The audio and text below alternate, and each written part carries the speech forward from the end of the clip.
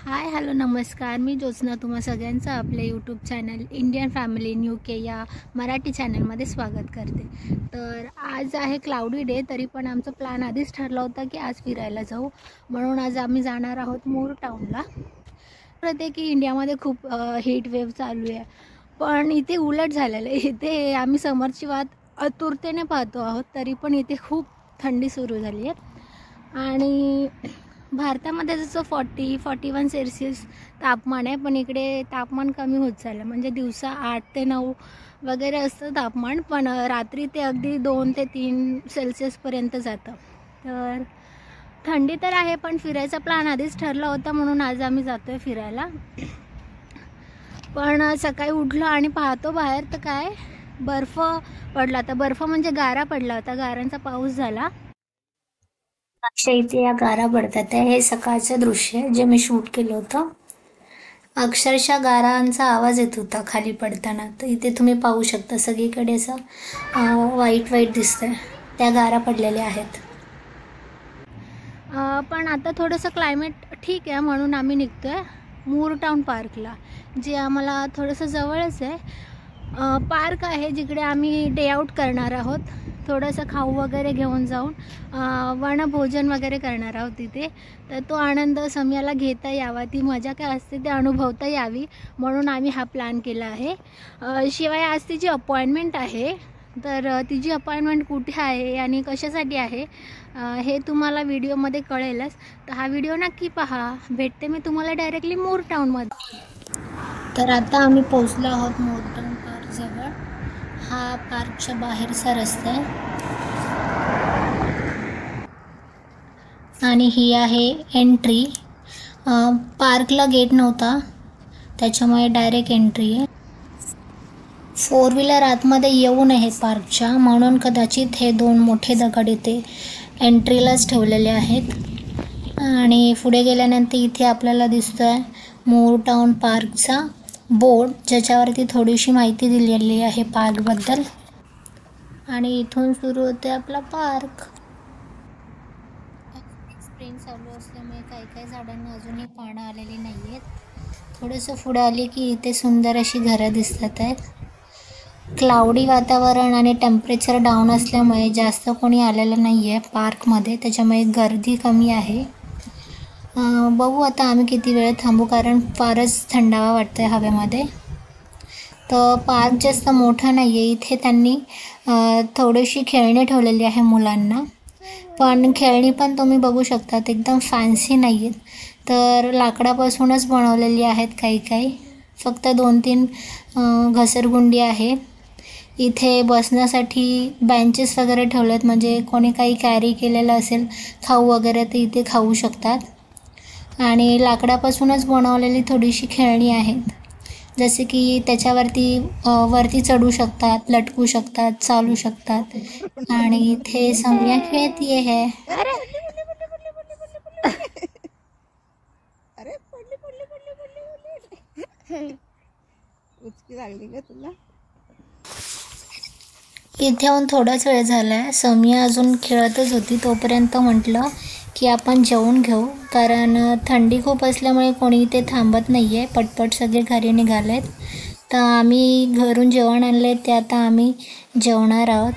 इथे मी ओपन करते आहे जे काही घरून आणलं आहे ते, आणि तोपर्यंत सम्याने सुरू केलेले आहेत चिप्स खाण्यासाठी।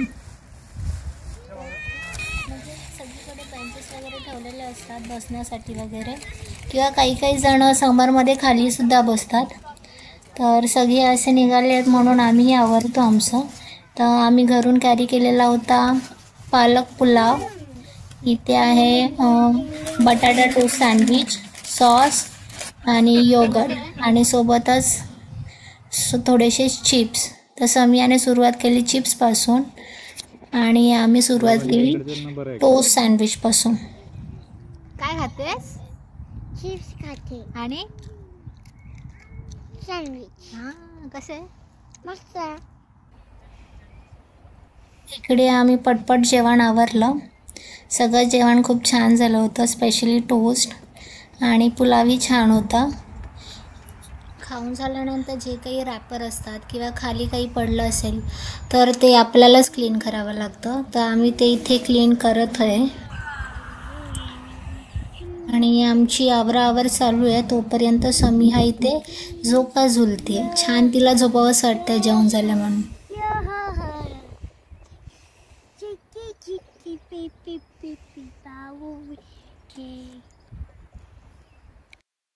जास्त वेळ न थांबता आम्ही निघावं म्हटलं, कारण थंडी वाढतच होती आणि समियाला घरी काही जायचं नाही आहे.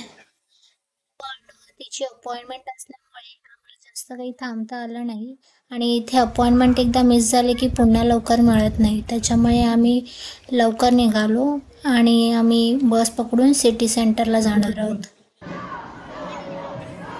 सिटी सेंटरला आम्ही इथे पोहोचलो तर इथे यांचं प्रोटेस्ट चालू होतं. गाझा येथील इस्रायलने केलेल्या हवाई हल्ल्यामध्ये निष्पाप लोकांचे बळी गेले, त्याचाच निषेध म्हणून आज सिटी सेंटरमधून पॅलेस्टाईन नागरिकांनी आंदोलन यात्रा काढलेली आहे. गाझामध्ये केव्हाही होणाऱ्या बॉम्ब हल्ल्यामुळे तिथे राहणंही अशक्य झालेलं आहे. शिवाय तिथे खाण्याची व्यवस्था नाही आहे. लहान मुलांचेही बळी जातात आहेत.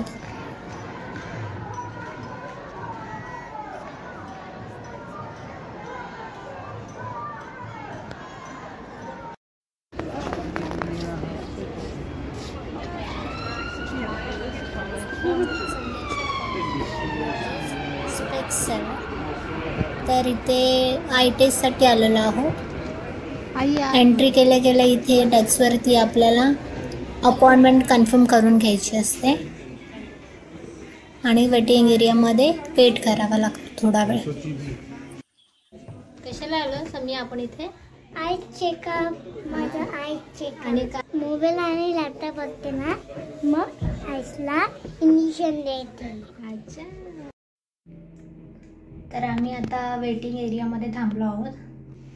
ॲक्च्युली आम्ही 1 महिन्याआधी येऊन डोळे चेक करून गेलो होतो समियाचे, पण तेव्हा तिला सांगितलं होतं की तिला राईट आईने क्लिअर नाही दिसत आहे, थोडंसं ब्लर दिसतं. तर ते म्हणाले होते की लहान मुलं ॲक्च्युली कधी कधी मुद्दाम पण करतात, काही काही गोष्टी ओळखत नाही वगैरे, किंवा प्रॉब्लेम पण असू शकतो राईट आयमध्ये.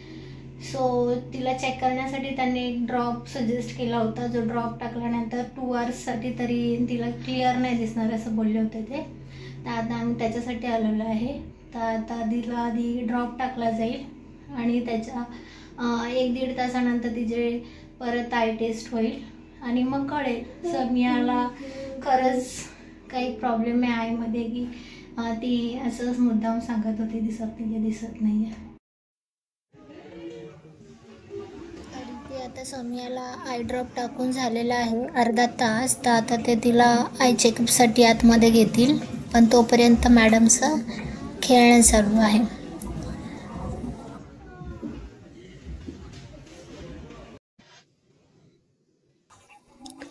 तर आता तिला आय टेस्टसाठी बोलवलं आहे आतमध्ये आणि इथे ती बसती आहे. पण तिची हाईट जास्त नसल्यामुळे तिला असं मांडीवर घेऊन बसावं लागतं आहे. तर इथे तिला खूप मजा वाटते, कारण स्क्रीनवरती तिला वेगवेगळे चित्र वगैरे दिसतात आतमध्ये. तर बघू आता काय सांगतात आहेत ते.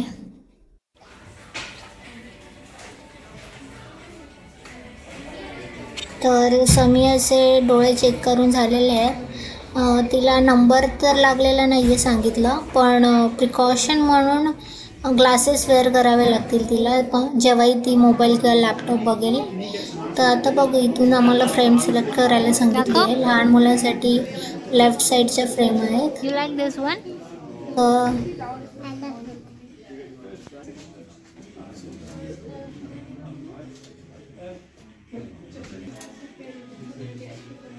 एक मिनट तुम्ही बघा ना.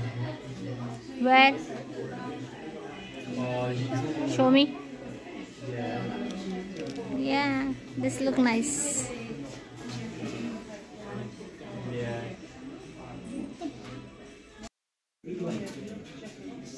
दुसरा बघ.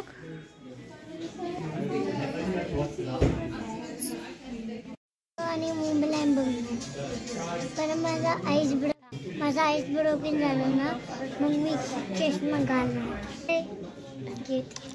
मी आता मोबाईल आणि लॅपटॉप आहे बघणार कारण मी चष्मा घालतो. हां, तर हा चष्मा नंबरचा नाही आहे, हा तुला स्क्रीन टाईमसाठी दिलेला आहे. जेव्हा जेव्हा तू मोबाईल लॅपटॉप बघणार तेव्हा घालायचं आहे ना.